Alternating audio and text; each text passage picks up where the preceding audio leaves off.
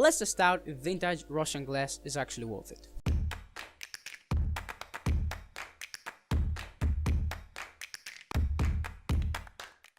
As you can see, I have currently joined the dark side. So before we jump onto the review, let's talk a bit about its history. So this lens is the most mass-produced lens in the history of lenses. It was made by a company named Zenith, and it was the most successful lineup since it was produced from 1958 to 1992. Now that we got over the history, let's get over the specs real quick. It is a prime lens with a focal length of 58mm and an aperture of 2.0. This focal length is quite good for portrait work and videography. But remember that if you put it on a crop sensor body, it gets around 90mm, which is quite a telephoto if you want my opinion. But it is definitely a worth buying lens. On the lens itself, there are two dials, one for the focus ring and one to adjust the aperture. There's another button that has a quite weird function. It doesn't allow you to get the aperture above 2.8. I don't know what's the purpose of it, but you know, you got it. The aperture is clicked on my version, but if you find one with a smooth aperture ring, make sure to grab it as fast as you can.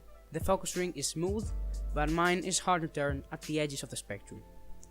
Also, a problem I found using infinity focus is that the maximum aperture you have to get is f4.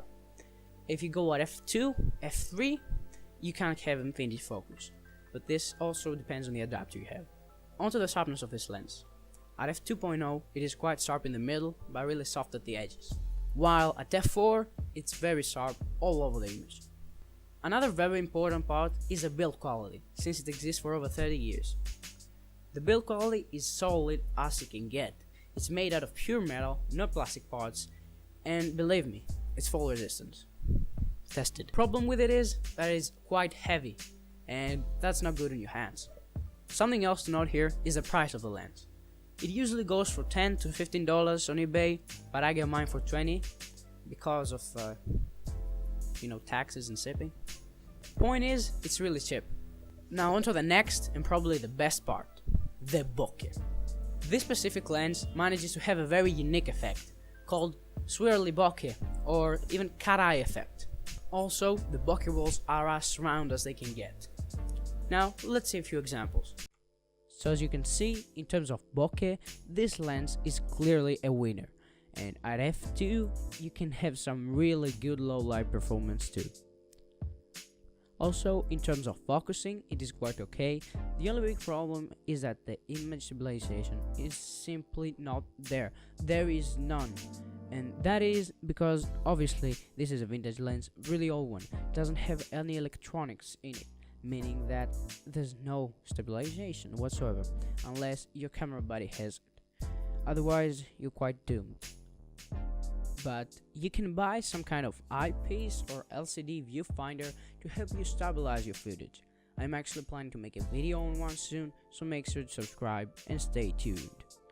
Onto the colors, they're mostly based on your camera settings, but there is just a tiny bit of chromatic aberration, which is almost never noticeable. Now, for video, this lens can give you some excellent results, but only if you use it properly. You can either get a really shallow depth of field or get a look of everything being in focus. Overall though, it is incredible. All the pictures and videos above were not edited in any way.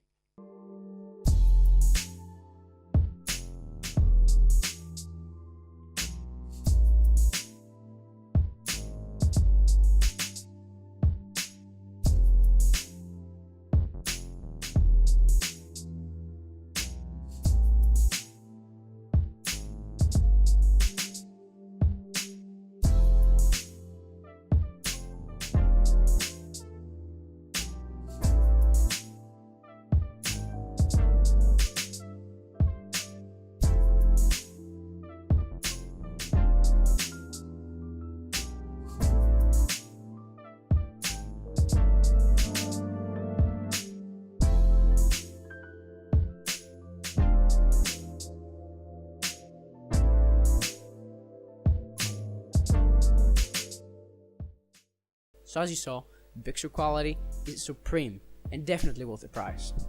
The problem is that many people don't want to buy it used on eBay. They feel really scared and uncomfortable with that.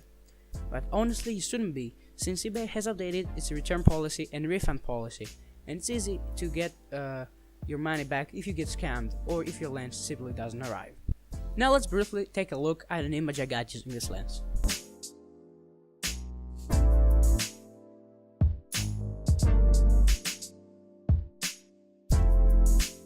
As you can see, the subject is separated from the background and is in focus. Also, the colors produced by this lens are really accurate, but that also has to do with your profile you have set on your camera. I have set mine to be as flat as possible. Now, what I don't like about this lens is the fact that it doesn't have autofocus, something that you should expect at this price, and it's a vintage lens, so you can't really complain. But if you want to be as quick as possible, it's really a must. Also, this makes street photography or any kind of photography that the subject is moving really difficult. But if you practice enough, you'll master manual focusing just like that. Another thing I don't like about this lens is the fact that it's really heavy, and when you have to shoot for a long period of time, it really hurts your hands afterwards. There will be links in the description for everything mentioned in this video. Also, what I don't like about my version specifically is the fact that it has a clicked aperture, and since my thing is videography, I really preferred if it had smooth aperturing. Also, another thing, I dropped it once on my desk and made a scuff on the desk. Anyway, that's it from me for this video. I was Micro Day Junkies. If you liked this video, leave it a thumbs up. If you didn't like it, leave it a dislike and let me know why you didn't like it. If you're new here, consider subscribing, and I will see you in the next video. Until then, bye bye. Now, if you'll excuse me, I have to join the dark side.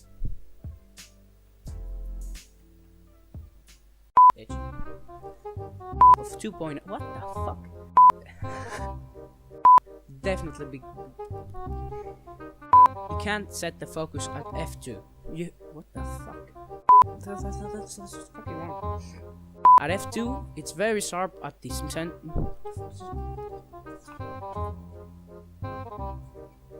No, that's wrong. No, it's the other way. God damn. Like, what the f— Wow!